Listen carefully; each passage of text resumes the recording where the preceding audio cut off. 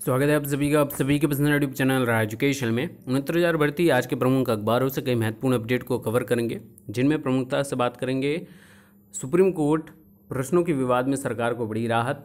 Supreme court सबका मनसा जो है, सबका ध्येय जो है, सबका उद्देश्य जो है सिर्फ और सिर्फ केस करना, भर्ती फंसाना। और कल 4 केसों पर सुनवाई हुई है और किस में कौन सी डेट लगी, आप सभी कंफ्यूज थे, लगातार कमेंट कर रहे थे, उस पर चर्चा करेंगे। शिक्षा मित्रों के विटेज पर जवाब तलब किया गया सरकार के द्वारा। आपके माननीय कोर्ट ने सरकार को जवाब तलब किया है और ऑनलाइन जानकारी बार बार बदल रहे हैं शिक्षक, उन पर कार्रवाई और उन पर प्रश्न चिन्ह और संदेह के दृष्टिकोण से वो देखे जा सकते हैं। तो के लिए कई महत्वपूर्ण अपडेट को कवर करते हैं और फटाफट सारी अपडेट को क्लियरफाई करते हैं। तो चलिए इसी अपडेट से बातचीत प्रारंभ करते हैं। सुप्रीम कोर्ट ने हाई कोर्ट के आदेश के खिलाफ याचिका पर सुनवाई से इनकार किया। शिक्षक भर्ती प्रश्नों के विवाद में यूपी सरकार को बड़ी राहत।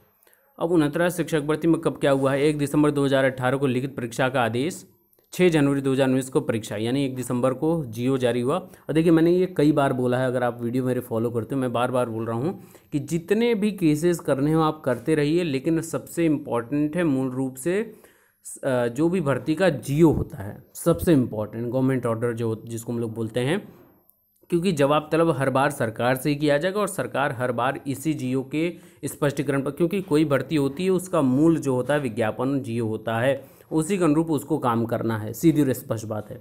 अब आप आरक्षण के फैसले के हिसाब से जाएंगे, आप अपने हिसाब से ये होना चाहिए, आप उसके हिसाब से ये होना चाहिए, वो होना चाहिए, तो वो नहीं होगा ना। नियम कानून जो है इसी जीओ के हिसाब से होगा। और ये मैं बार बार बोलता आ रहा हूँ।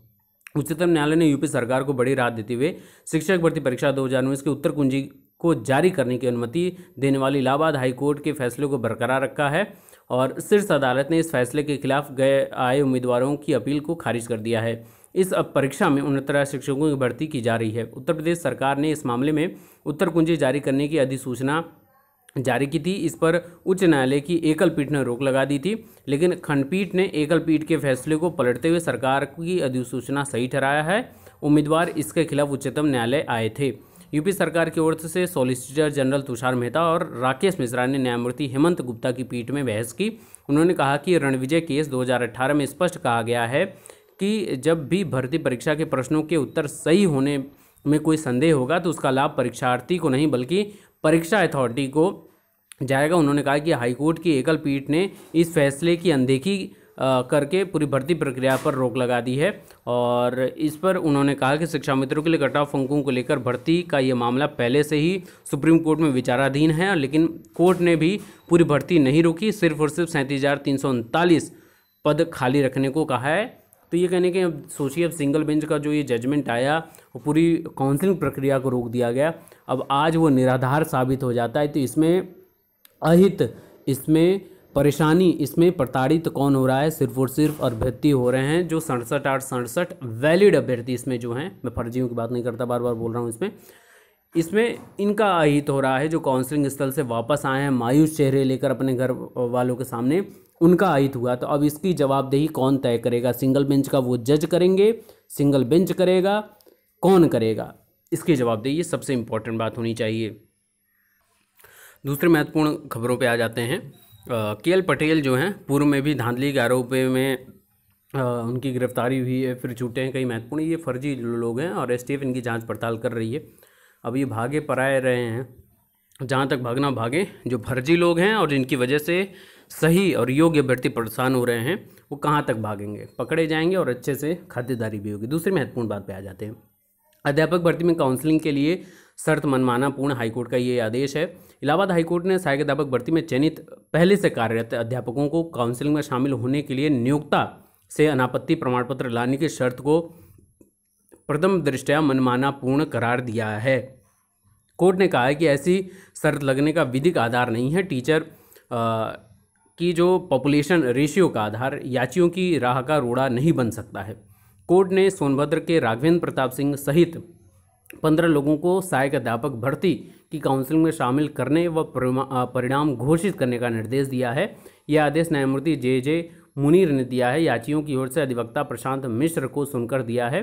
कोर्ट ने कहा है कि नियुक्ति के योग्य पाए जाने पर कोर्ट की अनुमति के बगैर याचियों की नियुक्ति न की जाए। साथ ही राज्य सरकार से याचिका पर 3 सप्ताह में जवाब मांगा। ये पहली जो थी एनओसी को लेकर जो सुनवाई थी, इसमें 3 हफ्ते का समय दिया गया राज्य सरकार से जवाबदेही को लेकर। ठीक है, तो जो एनओसी का मुद्दा है वो संभवतः 8 जुलाई को इसको रखा गया है। इसके अलावा जो सीबीआई जांच वाला मुद्दा जो है उसको 7 जुलाई को रखा गया है। बाकी 14 जुलाई को तो मुख्य आपका कट ऑफ मैटर है ही। इसके अलावा उत्तर कुंजी मुद्दा खारिज हो चुका, ये आपको पता है।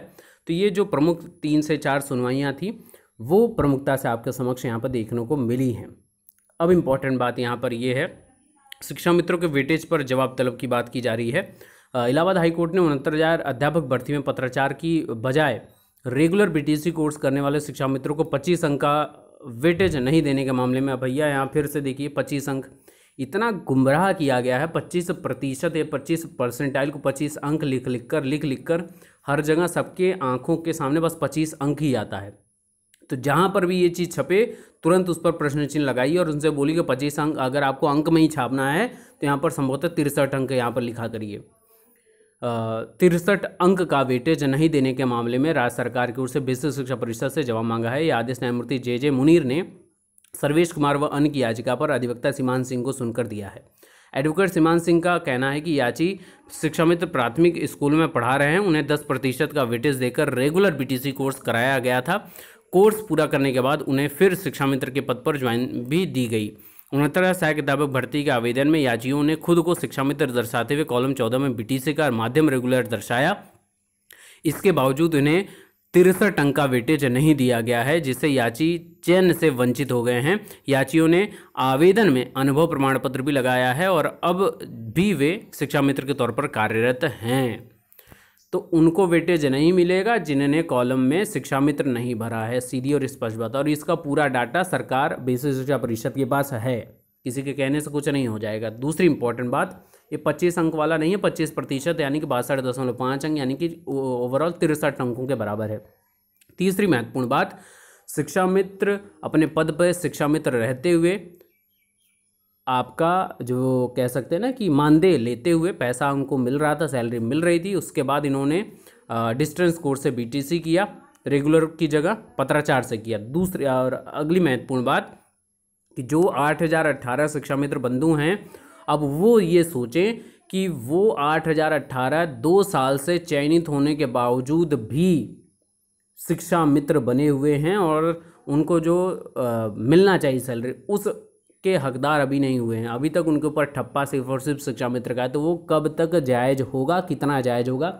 और कहीं ना कहीं यही प्रताड़ना को देखते हुए उन्होंने एकदम स्पष्ट तरीके से आईए सुप्रीम कोर्ट में कल दाखिल कर दिया। इसी वजह से यही कारण है आईए दाखिल करने का इन 8018 शिक्षा मित्र बंधुओं को, क्योंकि जब इन्होंने इतनी मेहनत करते हुए शिक्षण कार्य भी इन्होंने किया है, सैलरी भी ली है और मेहनत भी की है, तो ये 8018 जो सफल हो चुके हैं वो फिर से शिक्षा मित्र वाला टैग लगाकर क्यों घूमें इन 2 वर्षों से? और ये इनके पूरे सर्विस काल का 2 साल खराब हुआ है। तो कहीं ना कहीं इन्होंने आईए दाखिल कर बहुत बेहतरीन काम किया है, अपने हक की मांग इन्होंने भी उठा दी है। और भैया फर्जी शिक्षक तो निकले जा रहे हैं। इतनी पिछली सरकारों में पिछले अधिकारियों ने और अभी भी जो तैनात अधिकारी इतना फर्जीवाड़ा, मतलब अपने स्वयं के स्वार्थ की वजह से, अपना जेब भरा होना चाहिए। बाकी योग्य अभ्यर्थी तैयारी कर ही रहा है, 1 साल फिर से अगले साल तैयारी करेगा, फिर अगले साल तैयारी करेगा, उसकी चिंता किसी को नहीं है। सिर्फ अपनी जेबें गर्म होनी चाहिए, अपनी अकाउंट भरे होने चाहिए, अपने काम चलने चाहिए, अपने काम में कोई प्रश्न चिन्ह ना लगे। बाकी जो योग्यता का पैमाना है, क्योंकि वो भूल चुके हैं कि वो जो अधिकारी बनने से पूर्व जो स्थिति थी उनकी, बेरोजगार होकर घूम रहे थे, वही स्थिति उस अभ्यर्थी की भी जो मेहनत करके वहाँ पे लगा हुआ है। लेकिन अपनी जेब गर्म करने के चक्कर में ये अधिकारियों को, इन सरकारों को सुध नहीं है। लेकिन ये देर तक नहीं चलेगा, ये विडंबना टूटेगी और इस पर प्रश्न चिन्ह लगेगा और जवाबदेही होनी ही चाहिए। और कहीं ना कहीं कल क्या जो हुआ है मीडिया में, सरकारों से जवाब तलब किया जाए एकदम स्पष्ट तरीके से। आपके कोर्ट के पास वो अधिकार है और उस अधिकार का पालन करना चाहिए कोर्ट को, और बहुत अच्छे से उसका निर्णय भी लेना चाहिए। दूसरी इंपॉर्टेंट बात है कि मानव संपदा पोर्टल पर नहीं भर पा रहे हैं अपनी सही विवरण, ऑनलाइन जानकारियाँ बार बार बदल रहे हैं शिक्षक, और जिले में कार्यरत हैं 6900 परिषदीय स्कूल के शिक्षक। ये गोरखपुर की बात की जा रही है। तो कहीं ना कहीं अब इस पर काम करने की बात है। शैक्षिक योग्यता नहीं भरने वालों पर नज़र बनी हुई है क्योंकि ऐसे लोग फर्जी लोगों की कैटेगरी में भी आ सकते हैं और इस पर इनको कार्रवाई के अंतर्गत भी रखा जा सकता है। तो पुनः आप सभी को बता दूं, कल प्रमुख 4 सुनवाइयां हुई थी 49,000 शिक्षक भर्ती में। एक उत्तर कुंजी विवाद जो पूर्णतः खारिज हो चुका है। दूसरा अवैध भारांक, ये बीएड की एक याचिका थी जिस पर सुनवाई नहीं हो पाई थी पिछले महीनों में, तो उसी के साथ टैग करके जुलाई में इसको भी रखा गया है। हालांकि इस पर 3 हफ्ते का सरकार को समय दिया गया है जवाबदेही के लिए।